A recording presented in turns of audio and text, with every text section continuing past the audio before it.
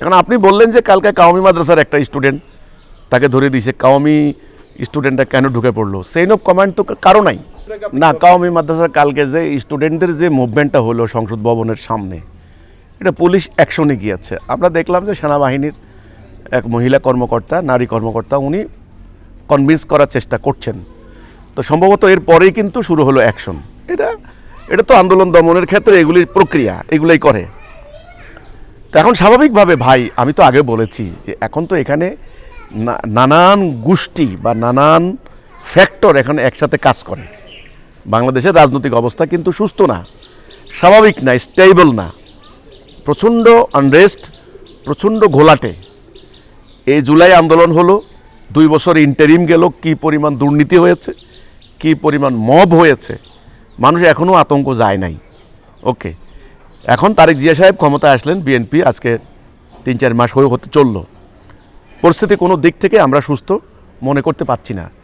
এরই মধ্যে আওয়ামী লীগ, শেখ হাসিনা দেশে আসবে, আওয়ামী লীগ ঢুকবে, এটা নিয়ে কিন্তু ফেসবুকে তোলপাড়। এখন যে কোনো একটা আন্দোলন হলেই সরকারের একটা খুবই টেনশন শুরু হবে। সরকারের কর্তৃপক্ষ এখন মারাত্মক একটা বিপদের আশঙ্কা দেখবেন।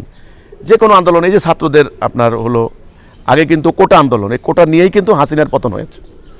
এখন এই ছাত্র আন্দোলন, আবার এটা হলো পরীক্ষা নিয়ে আন্দোলন হচ্ছে, পরীক্ষা কেন হলো ইত্যাদি ইত্যাদি, এটা নিয়ে শিক্ষামন্ত্রীর ওই যে বলা, ফার্মের মুরগি বলা, এটা নিয়ে। এর আগেও কিন্তু রাজাকার বলছে হাসিনা। তো এগুলো কিন্তু প্যাটার্ন কিন্তু সেম টু সেম। এখন আপনি বললেন যে কালকে কাওমি মাদ্রাসার একটা স্টুডেন্ট তাকে ধরে দিয়েছে, কাওমি স্টুডেন্টটা কেন ঢুকে পড়লো, সেইন অফ কমান্ড তো কারো নাই। আপনি কিন্তু গোড়ায় হাত দিতে হবে। কাওমি মাদ্রাসারে আপনি একচেটিয়া দায়ী করবেন, সেইন অফ কমান্ড তো কারোই নাই। দেখেন নারায়ণগঞ্জের যে মাদ্রাসা, সেখানে প্রিন্সিপাল হুজুরের বিরুদ্ধে কি পরিমাণ আন্দোলন করেছে পোলাপাইন মাদ্রাসা, কাওমি মাদ্রাসা কিন্তু।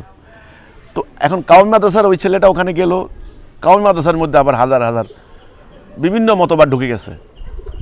কেউ খেলাফত করে, কেউ খেলাফত আন্দোলন করে, কেউ খেলাফত মজলিস করে, কেউ জমিয়তে ওলামা ইসলাম জমিয়ত আছে, জমিয়ত আবার সরকারের সাথে আছে। আবার মামুনুল হকের নেতৃত্বে এরা খেলাফত, এরা আবার বিরোধী দলে গেছে। তো এনাদের মধ্যেও কিন্তু নানানভাবে বিভক্ত কিন্তু। তো কাজে চেইন অফ কমান্ড তো নাই। এখন সংসদ ভবনে যে কাওমি স্টুডেন্টরা গেল, সে আবার এরই মধ্যে দেখবেন কলেমার পতাকা উড়াইছে বিভিন্ন জায়গায়। এরাও কিন্তু ম্যাক্সিমাম কাওমি মানে খারিজি মাদ্রাসার ওই মতবাদের। ওকে, তো কাজে মানে দেওবন্দি মতবাদের।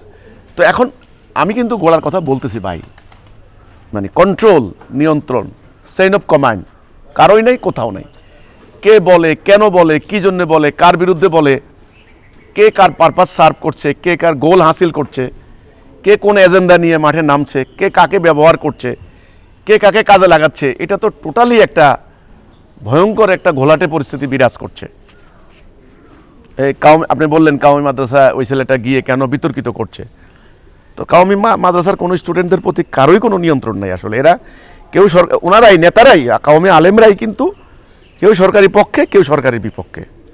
এটা করলেন কেন ওনারা তো সব একটা সিদ্ধান্ত নেবেন, পারবেন না। এই স্বার্থ যেখানে ঢুকবে, এটাই আমার কথা, কিন্তু এটাই ছিল আসলে। কিন্তু ইসলামের আসল আদর্শ থেকে, আসল কনসেপ্ট থেকে আউট, এটা হলো কথা।